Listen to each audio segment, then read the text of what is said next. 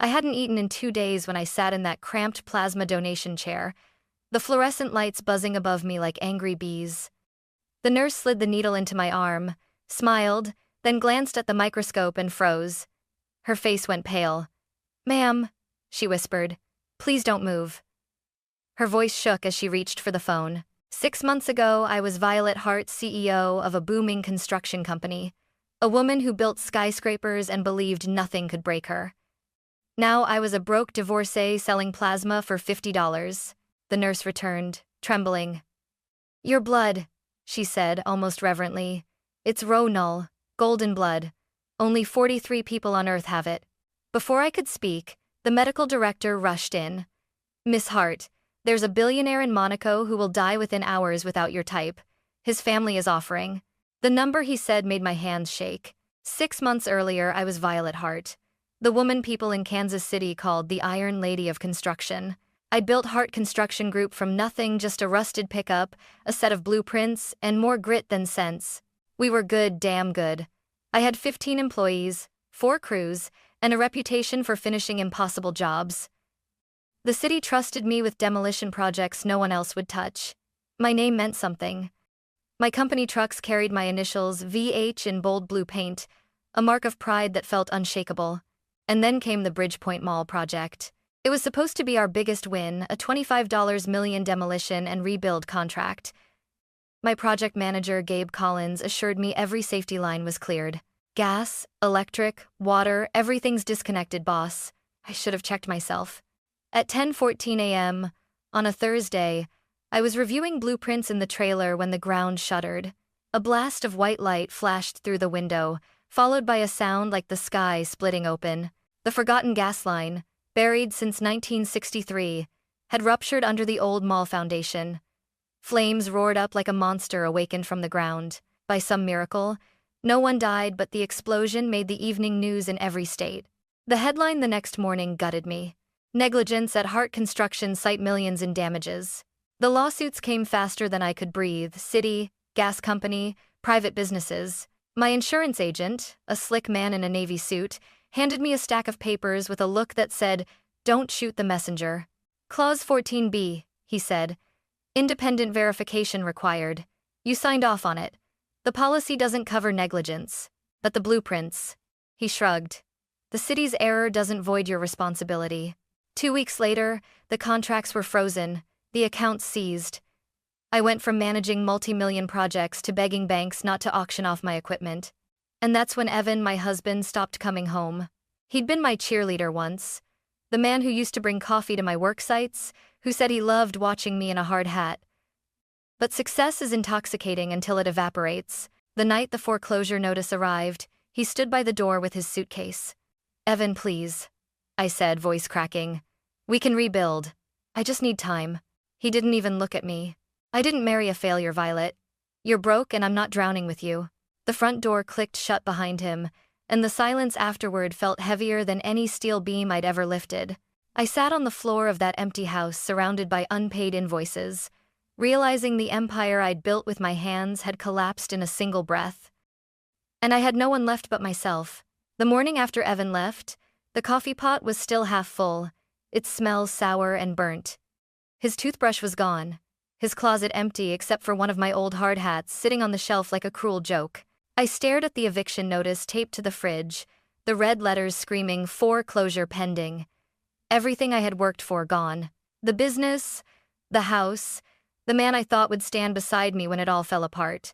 My sister Dana called that afternoon. "Vi, you can't stay there alone. Come stay with us," she said softly. "I'm fine," I lied. "No, you're not.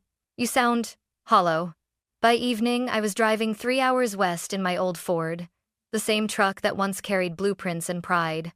Now it carried boxes labeled kitchen, tools, what's left. Dana and her husband Rick greeted me kindly but cautiously. Their home smelled like fresh paint and normalcy, the kind of stability I used to mock as small dreams. Now, it felt unreachable. They cleared space in the basement concrete floor, one small window, a fold-out cot that groaned when I sat on it. Dana hugged me, whispering, "It's temporary, Vi. You'll find your way back." But temporary stretched into weeks. I applied for job after job, assistant project manager, forewoman, even clerk positions, but every interview ended the same. You're overqualified. We're looking for someone younger. Your reputation might draw attention. The polite rejections cut deeper than insults ever could. At night, I'd lie on the cot staring at the basement ceiling, listening to the muffled sounds of Dana's kids laughing upstairs, their life continuing as mine stayed paused. The hum of the washing machine became my lullaby. One night, I overheard Rick whispering through the floorboards. "She's trying, honey, just don't let her stay too long." The bills. I stopped listening. By January, my checking account showed $47.80. I sold my last gold bracelet for gas money. Every morning, I'd sit at the kitchen table with Dana, pretending to look up jobs on my old laptop while secretly calculating how long before I became her burden. The thought of calling Evan crossed my mind once, just once. I even typed the message, "I'm sorry. Can we talk?" But I deleted it before sending. He didn't deserve to hear my voice. That night, I stood outside on the porch, the winter wind cutting through my coat, staring at the stars that looked like holes punched through heaven. I whispered to the darkness, "God, I built everything from nothing once. I can do it again. Can't I?" But the silence that followed was colder than the air. I went back inside, looked at my wallet, and saw a single 20, a 10, a 5, and a few crumpled ones. The next morning, as I walked toward the library to use their Wi-Fi for job listings, I saw a glowing sign across the street, BioLife Plasma Center, new donors $50. And for the first time in months, I thought, maybe that's enough to survive one more week. I stood on the sidewalk staring at the glowing blue sign. BioLife Plasma Center, new donors $50. $50. It sounded both pathetic and life-saving. Enough for gas, maybe groceries, maybe a few days of pretending I still had control over my life. Inside, the air smelled like disinfectant and quiet despair. A row of tired faces sat beneath buzzing fluorescent lights, students, single parents, men in work boots, all clutching clipboards. I fit right in. At the reception desk, a young woman handed me a stack of forms. "First time donating?" she asked. "Yeah," I said, forcing a smile. "First time, doing a lot of things." The questions were humiliating. "Have you eaten today? Are you currently unemployed? Is this donation due to financial hardship?" I checked yes on all three, and my hand trembled as I signed my name, Violet Hart. A nurse called it from across the room. "Miss Hart? This way, please." She was in her mid-20s, bright-eyed, kind. Her name tag read Keely. "Don't worry," she said, leading me to a recliner chair. "Everyone's nervous their first time. Just don't tell me it hurts." "I won't lie," she smiled. "But I'll make it quick." The needle slid in cleanly, and a stream of dark red filled the tube. For a moment, I just stared. My father used to donate blood at the Red Cross when I was a kid. He'd say, "It's the easiest way to do something good." I wasn't doing good. I was doing desperate. "You've got strong veins," Keely said cheerfully, checking the monitor. "Nice color, too. Is that good?" "That's great." She hummed a tune while noting something on the screen, but then her humming stopped. Her brow furrowed. She leaned closer to the collection bag, then back at me. That's odd." "What's odd?" I asked, my stomach tightening. "Probably nothing. I just want to double-check." She withdrew a small vial of my blood and walked toward a corner microscope. Her movements were suddenly precise, cautious. I watched her lean over the eyepiece, freeze, then look again. When she turned around, her face had drained of color. "Ma'am," she said quietly, "please don't move. I need to get the director." "What's wrong? Am I sick?" I blurted. No, please, just stay still." She hurried out, the door swinging shut behind her. My heart pounded. Around me, donors scrolled their phones, unaware that my world was collapsing again or maybe exploding. Minutes passed. Then the door opened. A tall man in a lab coat entered, clipboard in hand, eyes sharp and curious. "Dr. Brennan," according to his badge. "Miss Hart," he said, "I need to ask a few questions." "About what?" "Your blood." Keely ran it 3 times.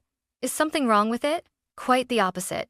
He pulled up a stool and sat close, the kind of proximity that makes you nervous. "You have Rh null blood," he said. "It's the rarest known blood type on Earth. Only 43 documented people have it. I laughed, a sharp, nervous sound. 43?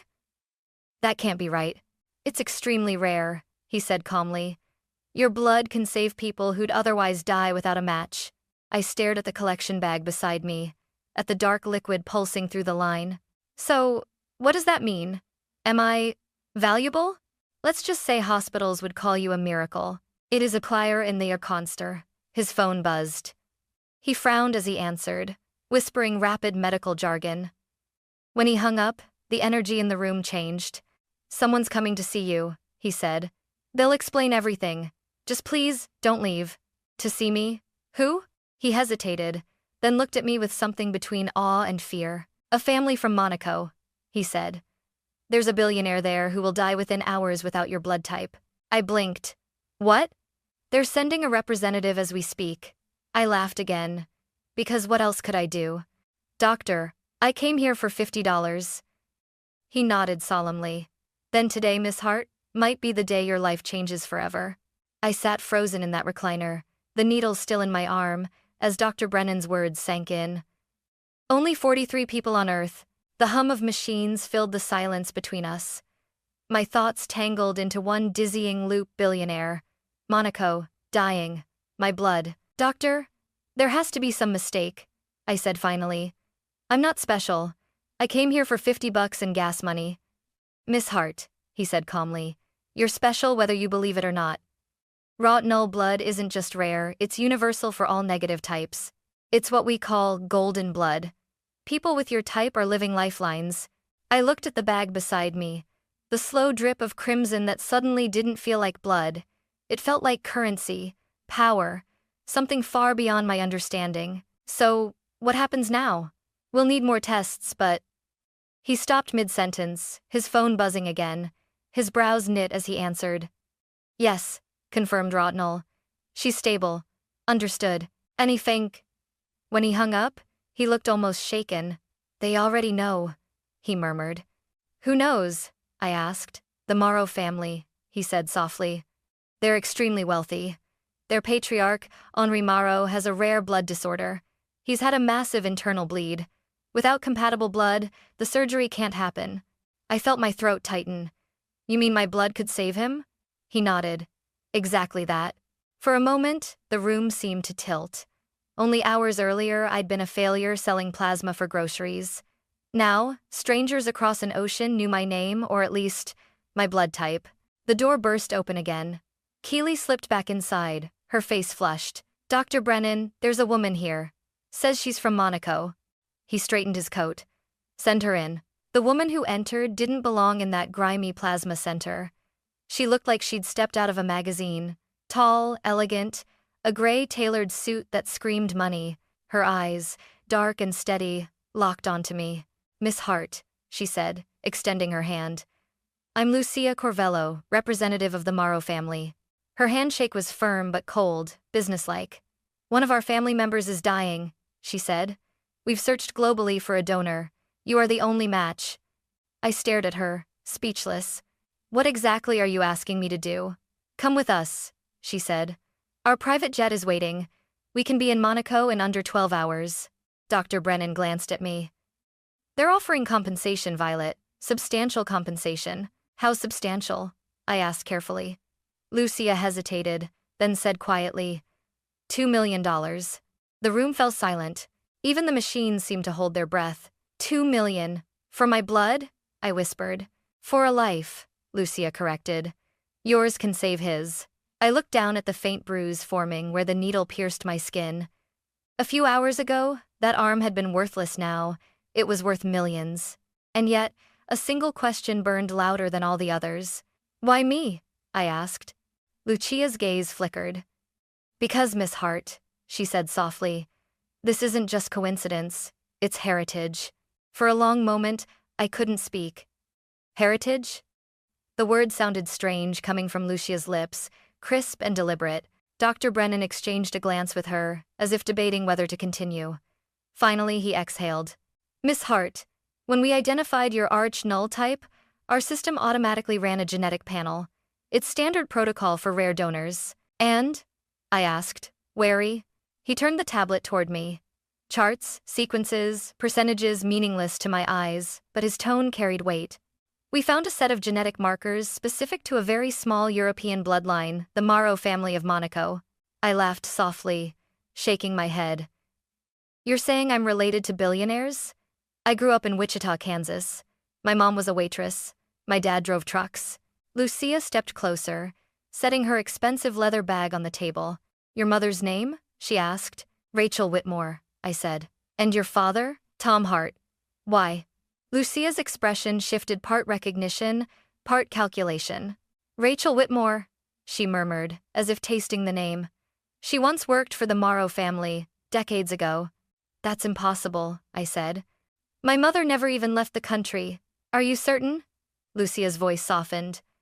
Because we have records of a Rachel Whitmore, American, who was employed as a translator for Henri Morrow's brother in the early 1980s. The air left my lungs. His brother? Vincent Morrow. He disappeared in 1985. The family believed he fled after a dispute with Henri. Around that same year, Rachel left Monaco without notice. I swallowed hard, my pulse quickening. Are you telling me my father isn't my father? Dr. Brennan lowered his voice. We can't confirm that, but your DNA matches the Morrow genetic signature at 99.7%. It's not coincidence, Violet. It's lineage. For a moment, all I could hear was the soft hum of the machines. I'd come here to earn $50. Now these people were telling me that my entire life, my parents, my identity might be built on a lie. I need to call my dad, I said, fumbling for my phone. Dr. Brennan nodded quietly. Do that. But hurry, time is short. When he stepped out, Lucia remained, watching me like a negotiator sizing up her opponent. Why now? I asked. Why me? Because Henri is dying, and you're the only living blood relative who can save him. The family has searched for Vincent's line for decades. You mean my father? Lucia's gaze softened for the first time. Yes, your father. I pressed call. It rang twice before a familiar, gravelly voice answered. Vi, everything okay? Dad, did Mom ever work in Monaco? Silence. Then, a slow, heavy sigh. You found out, didn't you? My chest tightened. So it's true? Your mother met a man named Vincent while working overseas, he said quietly. She came home pregnant. I married her knowing it wasn't mine. She asked me to protect you from that world, from their money, their name. You lied to me my whole life. I raised you, Violet. That part wasn't a lie. Tears blurred my vision. I turned away so Lucia wouldn't see. Dad, I whispered. There's a man in Monaco, Henri Morrow. He's dying. My blood can save him.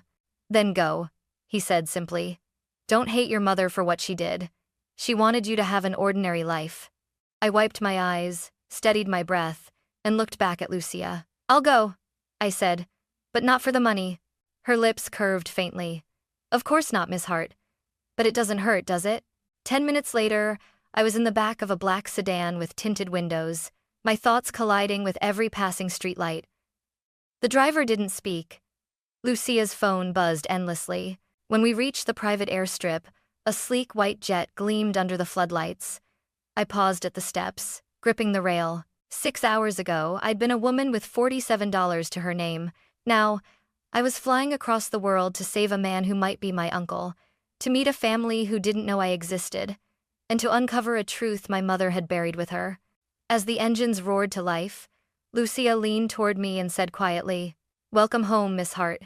The hum of the jet engines was steady, almost hypnotic, but my thoughts were anything but calm. I stared out the oval window at the ocean of clouds below, my reflection faint against the glass, a woman suspended between two worlds, neither belonging to the one she left behind nor ready for the one ahead. Lucia sat across from me, tapping rapidly on her phone in French. The flight attendants whispered, prepping medical supplies and silver cases stamped with the Morrow crest.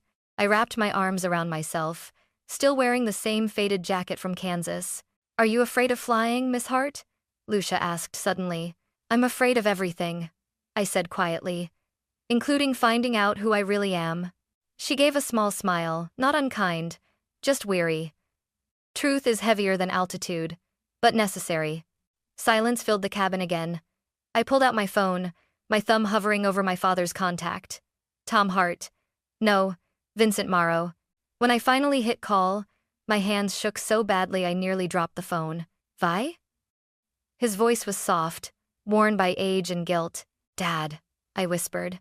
I'm on a plane to Monaco. A long pause. I could hear the slow breath of a man bracing for the past. So, you met them? Lucia. She said my blood can save someone named Henri Morrow. My uncle, Henri. The way he said it, half pain, half nostalgia, told me everything. It's true then, I said. You're Vincent. You left them. You left him. His silence was the only confirmation I needed. Why didn't you tell me? I demanded, my voice breaking. Why let me grow up thinking we were just ordinary? Because I wanted you free, Violet. His tone was raw. Henri and I were raised in gold cages. Expectations, money, bloodlines, every decision made for us. When I met your mother, I saw the first real thing in my life. So I walked away. Walked away? From an empire? From a prison, he corrected. Tears burned behind my eyes. Mom knew? She did. She swore to protect you from that world. She loved you, Vi, more than her own comfort. The engines droned louder, the air pressure thick with emotion. Henri's dying, I said softly. And I'm the only one who can save him. Then save him, he whispered. And tell him I forgave him decades ago. What did he do? He wanted me to inherit everything, my father said. But I didn't want the crown. He couldn't understand that love meant more than legacy. I swallowed the lump in my throat. He'll know soon. There was a beat of silence before he spoke again, his voice trembling now. Violet, listen. Whatever happens there, remember blood might connect you, but choice defines you. You're my daughter because I chose you. Don't forget that. My vision blurred completely. I won't. Good. Then go do what only you can do. The call ended, but his words stayed, echoing louder than the engines. Lucia watched me wipe my tears and said softly, He told you the truth, didn't he? I nodded. He did. And he told me to save his brother. For the first time, Lucia's expression cracked respect, maybe even empathy. Vincent was the only Morrow who ever walked away from power, she said. Henri respected that, though he never said so aloud. The plane began its descent, the coastline of Monaco glimmering below a ribbon of gold and sapphire. When the wheels touched down, I exhaled a breath I hadn't realized I'd been holding. The hospital waiting for us looked like a palace, marble floors, chandeliers, and men in suits speaking in hushed French. I felt small again, like the broke woman from Kansas, out of place in every sense. Lucia guided me through the sterile corridors until we reached a private suite. Machines beeped softly. A frail man lay surrounded by doctors. His hair was silver, his skin translucent, but his eyes, those eyes mirrored mine. Henri, Lucia said gently. This is Violet. He turned his head toward me, his lips trembling. You look like Rachel, he whispered. You're Vincent's daughter. My heart stuttered. Yes, I said, voice breaking. And I'm here to save you. He smiled weakly. Then perhaps, you're saving more than just me. As the medical team prepared the transfusion line, I glanced at the IV bag, the tubing, the familiar red that had once meant shame and poverty. Now it meant life, heritage, redemption. The nurse slid the needle in, and I felt the slow, rhythmic pull as my blood began to flow toward him. My father's brother, my mother's secret, my own beginning. Henri reached out, his thin fingers closing around my hand. You have no idea, he whispered, what this means to our family. Tears fell freely now. Maybe I do, I said.